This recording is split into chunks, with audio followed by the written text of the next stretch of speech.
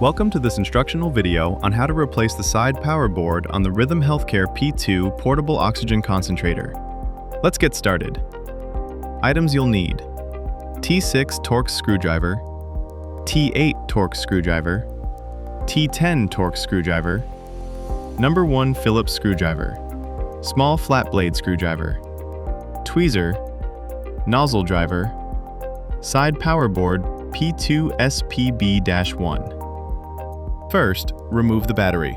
Press and hold the battery latch, then slide the battery away from the unit. Next, remove the 2 anti-slip mats located on the bottom near the battery end of the unit. Using the T10 Torx screwdriver, remove the 2 screws securing the sieve bed cover, then slide the cover up to remove. Carefully unplug the 2 wire connectors for the valves and the single connector for the sieve bed.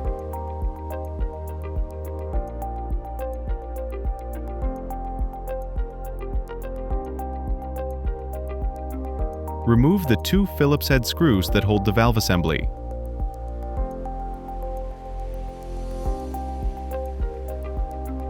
Gently pull the valve assembly away from the sieve beds and set it aside.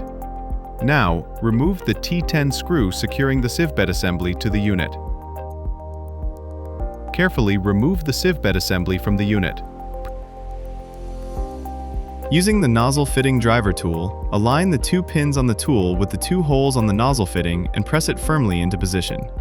Turn the driver tool counterclockwise until the nozzle fitting is fully unthreaded from the air outlet seat. Carefully push the air outlet seat inward, ensuring the threads are inside the case.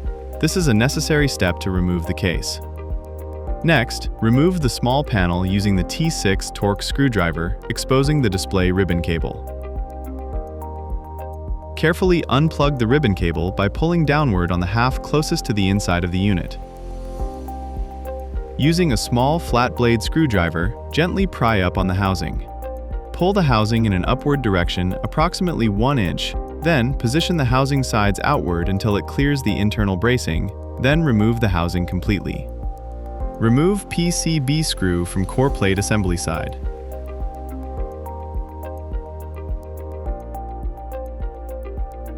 Remove 2 screws securing the core plate assembly to the bottom base.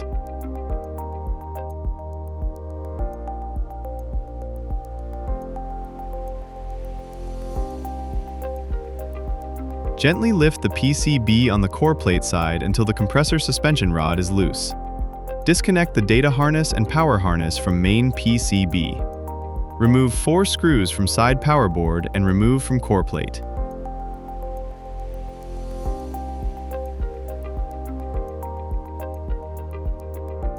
Disconnect the 3 wire harnesses from original side power board and connect to the new side power board.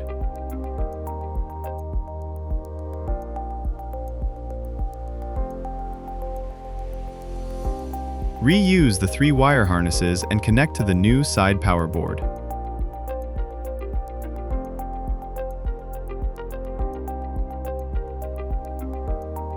Install new side power board.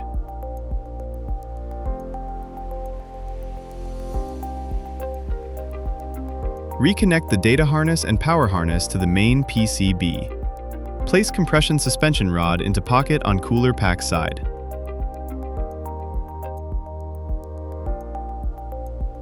Position core plate back onto base, then ensure the compressor suspension rod is in the pocket of the structure support.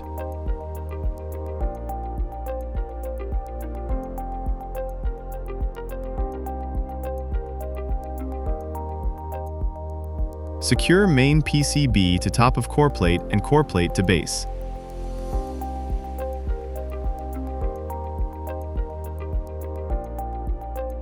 On the case assembly, make sure the ribbon cable is pulled through the side panel. Slide the case onto the unit while gently pulling outward to allow the case hooks to align. Slide the case downward, leaving up approximately 3/4 inch. From the side panel, you'll need to align the ribbon connector to the pins on the PCB, then press up into place. This part takes some patience.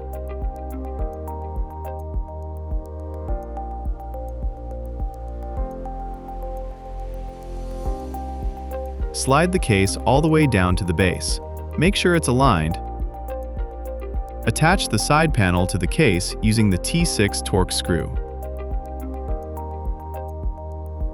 Confirm that air outlet is properly aligned. The two double D flats should be parallel with the housing and positioned forward. Proper alignment is important to prevent the air outlet from rotating during installation of the nozzle. Prepare the nozzle by inserting the O-ring into the threaded end of the fitting. Carefully thread the nozzle onto the air outlet in a clockwise direction. Then, hand tighten until it is secure. Next, install the sieve bed. Slide the assembly into the unit, pressing firmly until it clicks or engages into place. Reinstall the T10 screw to secure the sieve bed assembly. Reposition the valve assembly onto the sieve beds and secure it using the two Phillips screws.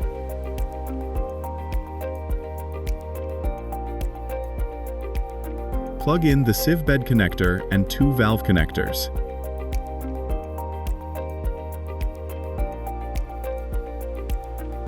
Slide the sieve bed cover back onto the unit. Test the battery latch to ensure the spring mechanism moves smoothly and locks correctly. This is a critical step to confirm proper installation of the sieve bed and cover.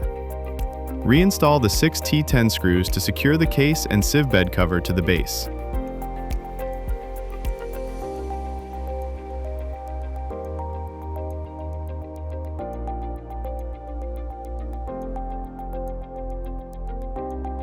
Reinstall the 4 anti-slip mats. Finally, reinstall the battery, making sure it securely latches into place. Thank you for viewing.